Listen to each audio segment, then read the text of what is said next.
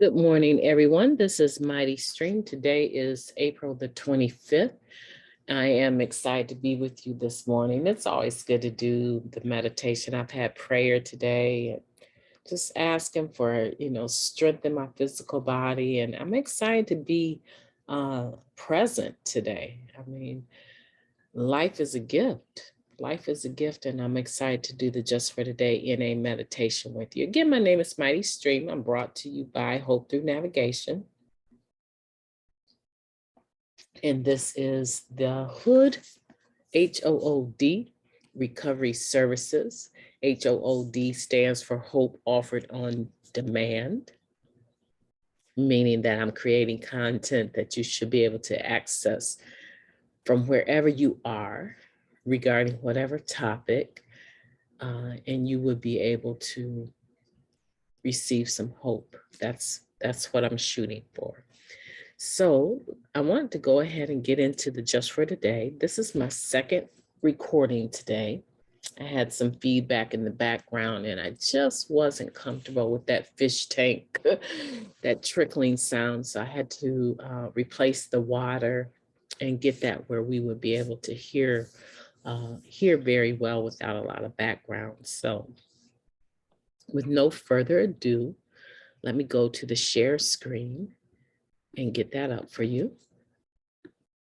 All right, embracing reality, April 25th. Recovery is a reality for us today. Basic text, page 101. Pain and misery were realities in our using lives. We were unwilling either to accept our living situation or to change what was unacceptable in our lives. We attempted to escape life's pain by taking drugs, but using only compounded our troubles. Our altered sense of reality became a nightmare. Through living the program of Narcotics Anonymous, we learned that our dreams can replace our nightmares. We grow and change. We acquire the freedom of choice. We are able to give and receive love. We can share honestly about ourselves, no longer magnifying or minimizing the truth. We accept the challenges real life offers us, facing them in a mature, responsible way. Although recovery does not give us immunity from the realities of life, in the NA fellowship, we can find the support, genuine care, and concern we need to face those realities. We need never hide from reality by using drugs again. For our unity with other recovering addicts gives us strength. Today, the support, the care, and the empathy of recovery give us a clean, clear window through which to view, experience, and appreciate reality as it is. Just for today, a gift of my recovery is living and enjoying life as it truly is. Today, I will embrace reality. Wow. It's even more powerful the second time than it was the first time. This is a very beautiful reading, powerful and accurate reading, embracing reality. How many of us can recall losing a loved one and after the loss, immediately after the loss, having to go through papers, phone books. I'm just thinking about Rolodexes, but my grandmother kept phone numbers on just about, she had a place for them, but she kept phone numbers on different things, right? Still today, when I open up one of her books, I find a piece of paper that has a ripped piece of an envelope where she's jotted someone's phone number down. And I think, oh my goodness, I hope she put that phone number somewhere, right? That everyone had access to. But the point is that we try to adjust our reality, right? And I'm using death as an example, the death of a loved one as an example. We try to, or we want to live in the illusion that this just did not happen. Like this just did not happen. I remember my nephew when he was shot down in the streets where we live. It was unbelievable. The impact of losing him so suddenly. And of course, you know, the lifestyle was there. So you could assume that, you know, what we say in recovery is true. Jails, institutions, and death, right, are the result of our actively using oftentimes, and not necessarily in that order. But for some reason, it just hit us. It's very sudden. And I remember waking up every day not knowing.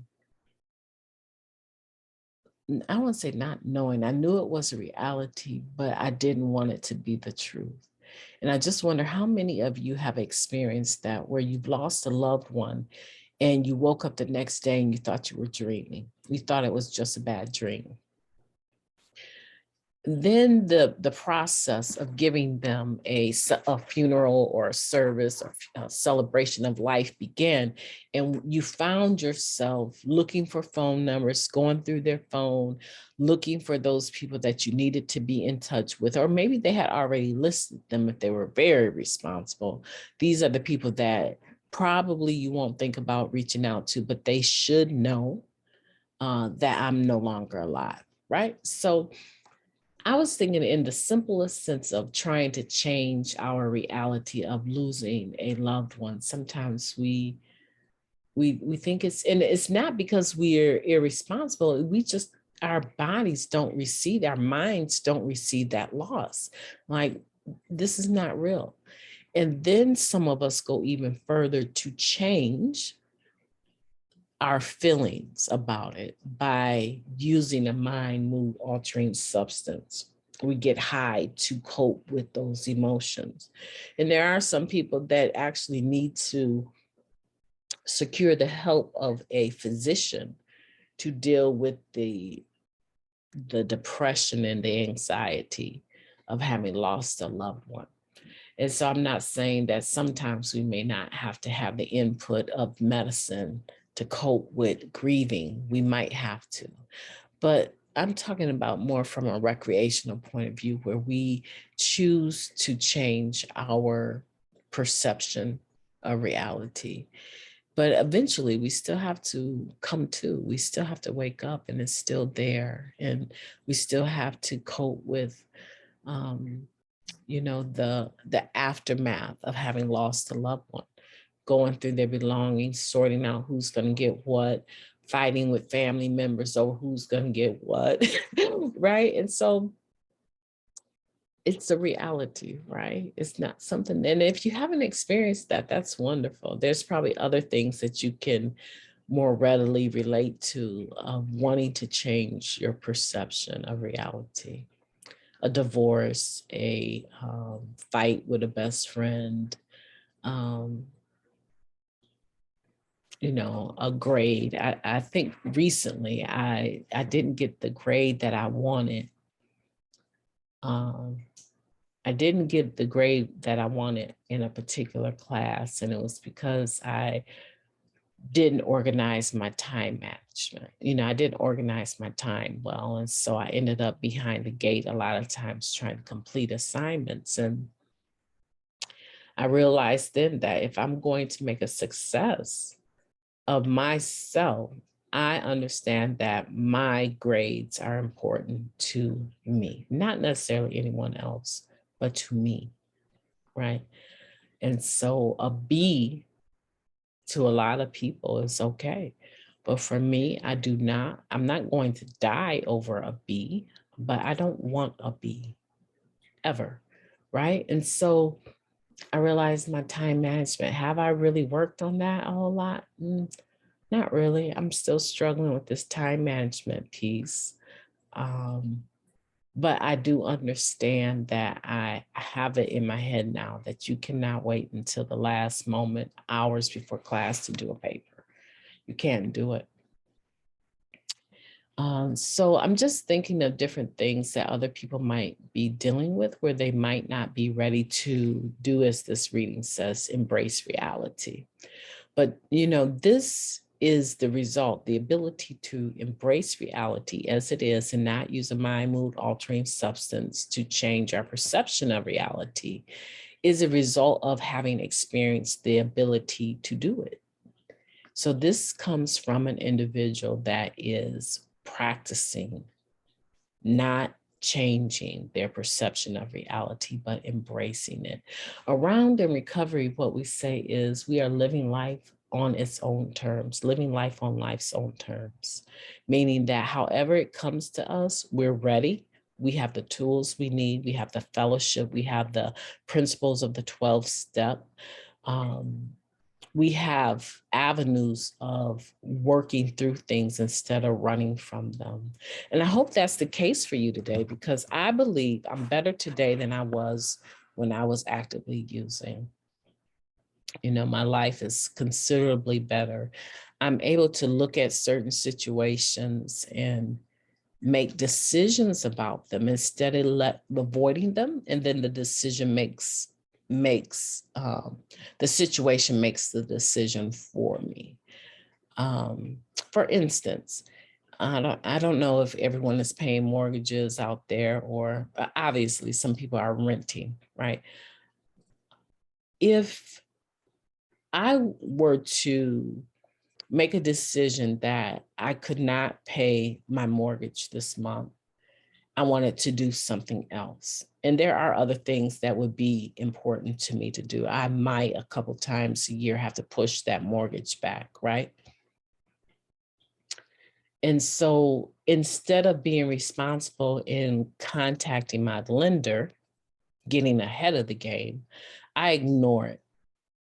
I don't address it. I don't, for someone else that's renting, I don't contact my landlord and try to make an arrangement to avoid late fees or to avoid even a possible eviction, I guess, right? So I just avoid it. Then in my mind, I find myself not being able to think about anything else. It's like kind of running rapid in the back of my head. You should have called them. Here it is, day 10, you're late, you have a late fee, you have not contacted them, and you won't have it until next month. So now you're not taking phone calls coming from certain numbers. You know what I'm saying? So it creates this ball of wax that is irresponsible to begin with. I did not do the work that I needed to do to make this go easier, right? And so now the situation of being late on my rent or my mortgage is now creating havoc in my life because of my own personal irresponsibility. And I'm saying that we don't have to live like that today. We can be responsible today.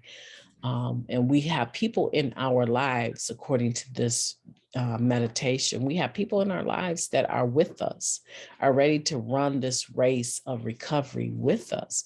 If we invite them into our lives, we have to be willing to do that. You have to be willing to do the work that you need to do.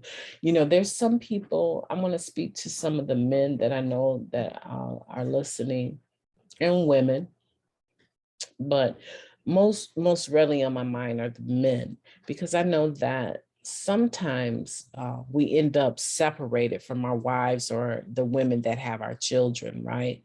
You end up separated from them, and the impact or the embarrassment of not being able to parent your own children. Not every man feels like that. We do have some dads that don't care, but in general, the impact or the embarrassment or the guilt or shame that comes from that causes an individual to continue to use drugs or to start using drugs so that they don't have to deal with that. But how much easier it is to face it, to get the forces that be involved, the court system or whoever you need to, so that you can start organizing visitations, so that you can start organizing, even supervise if they have to be, but to let your children know that you love them and that you are there for them, right? And then instead of running away from it in fear, and then here they are now teenagers and you expect to show up and they're just gonna daddy love you or mommy love you. You haven't been around. And now they have their own minds. They're not grown, but they're pretty near grown. And you expect to be able to have the level of influence in their life. And you wonder why when you are with them or you do see them at a family gathering, they don't respond to you because you're not present, right? But you can change that. You can change that by putting the mind and mood altering drug down and becoming a productive member of your society. And of your society would be your family, and then eventually a productive member of society. Maybe that comes first, and then you become a productive member of your society, right? Your family. And you can do it. I know that you can do it because there's several things that I've had to face repetitively. I've had to face them. I couldn't run from them. And I darn sure after however long I've been clean was not about to pick up. I was like, we're going to have to make this work. I'm going to have to go through this as a responsible human being. And you have to do the same thing. Embrace your reality and choose to recover.